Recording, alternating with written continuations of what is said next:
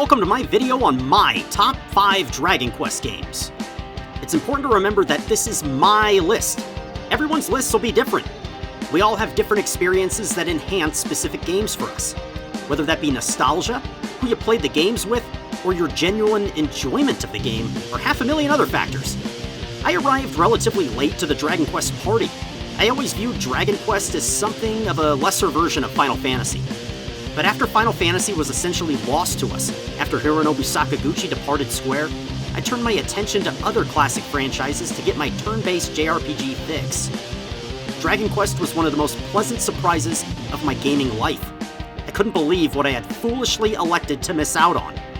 Now let's dive into my personal top 5 Dragon Quest games. Please make sure to list your favorite Dragon Quest games in the comments below. While you're down there, be sure to like and subscribe. Now, let's twist it up! Number 5, Dragon Quest. I know what you're thinking. This isn't even remotely the best Dragon Quest. Not even close. And you would be totally correct. But I have this game here for a different reason. This was my very first Dragon Quest experience. I picked this one up while working for a retro video game store. It was Dragon Warrior for NES. I was in the process of grabbing some super cheap retro games to add to my collection. I didn't even know that Dragon Warrior and Dragon Quest were the same franchise. I got it for about $2 and beat the entire 8-hour experience in 2 days. This is the great grandfather of JRPGs. It's easy. There's barely any dialogue, no party members, very few options in battle, and the story is about as generic as it gets. So why exactly is it here at number 5 again? Because without that $2 impulse buy all those years ago, I wouldn't be the Dragon Quest fan I am today. I wouldn't have played through so much of the franchise, and I sure as pig shit wouldn't be making this list. Besides, because it's so short, I can always return back to it and speed through it all over again. Number 4, Dragon Quest IX. This is my favorite of the generic party member games. Dragon Quest III is great, especially the new HD 2D remaster, but I still prefer 9. This was the second Dragon Quest game I played. I grabbed it for the DS and played through the whole game in only a few days. I was freaking hooked. I loved customizing my little party members. I had the dumbest, most immature names for them. Condom was my tank, Pube was my caster, Nipple was my healer, and Gooch was my jack-of-all-trades. The story was pretty interesting in this one too. You play as a fallen angel journeying to restore their home up in what's considered heaven. You'll go around from town to town doing good deeds for people to advance the story. It's fairly simple, but it's a great time. There used to be a lot of online content available, but that's long since been discontinued for the DS. I wonder if they would consider bringing this game back for the Switch too, as multiplayer is such a huge part of the Dragon Quest IX experience, and they're heavily pushing the multiplayer camera feature for the Switch too. One can dream.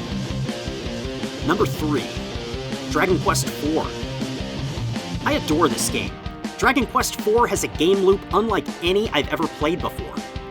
You begin the game playing through several different scenarios as what will become the hero's companions. This is before you ever get to really learn anything substantial about the hero himself. This is great, as these scenarios are vastly different from each other. Ragnar's scenario is almost a callback to Dragon Quest I, as he's pretty much all by himself for the entire scenario, except for a little healing slime that joins him toward the end. Alina has 2 other party members with her as she journeys to fight in an arena tournament. Torneko Taloon might be my favorite, just because of how different it is. Most people actually don't like his scenario, but man, I couldn't get enough. You really don't do much fighting. You're mostly just selling shitty weapons to NPCs in a weapon shop to save up to start your own store. It's so insanely creative and entirely alien from the rest of the game that I spent more time messing around with him than any other character. Maya and Mina are on a mission for revenge against a traitor who killed their father. The Heroes chapter is pretty great too, as he eventually gets to go around meeting up with everyone we had already met up until that point. I pray that this game gets the remake treatment because it's a diamond in game form. Number 2, Dragon Quest XI. These top 2 are pretty much interchangeable for me, so who really gives a shit? Somebody had to come in second. Dragon Quest XI is a modern marvel. a game that is absolutely perfect for people yearning for a modern-day, turn-based Final Fantasy game that keep getting served boiled cat shit from Square Enix instead. What an experience!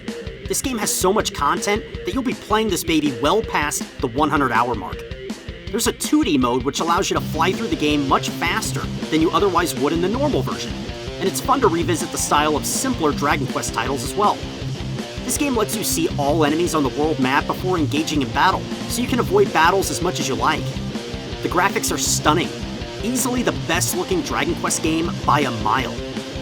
The characters are excellent, beautifully voice acted, and complement the story perfectly. You play as the Luminary, a legendary hero chosen by the World Tree Yggdrasil to save Erdrea from evil. This game is available for just about every single modern console and PC, so it's widely available, fairly cheap, and totally awesome. Pick it up if you haven't done so already. Number 1. Dragon Quest VIII.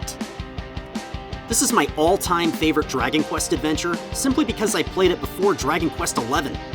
11 is probably the superior Dragon Quest experience, with much better graphics, gameplay, and probably a superior story. But damn dude, I was completely blown away when I first played this game. Yangus, Jessica, Angelo, King Trode, the Horse Princess, and Munchie the Mouse are some of my favorite party members ever. Especially King Trode. That dude made this game. He was so funny and endearing that you couldn't help but want to help him break the curse put on him and the princess. Dual Magus is an awesome antagonist as well. The battle against him is one of the hardest battles in the whole damn series. I played this one on PS2, so I was treated to random battles. The enemies were not visible on the world map like in the 3DS version. But that was of very little consequence. I'd gladly put somewhere between 60 and 80 hours into this game, and I'd do it all over again too. It's an absolute masterpiece that deserves a playthrough by any fan of JRPGs. That does it for my top 5 Dragon Quest games of all time. Now if you wouldn't mind liking, subscribing, and commenting below your favorite Dragon Quest games, I'd appreciate it. Thanks for watching! Oh, and don't forget to twist it up!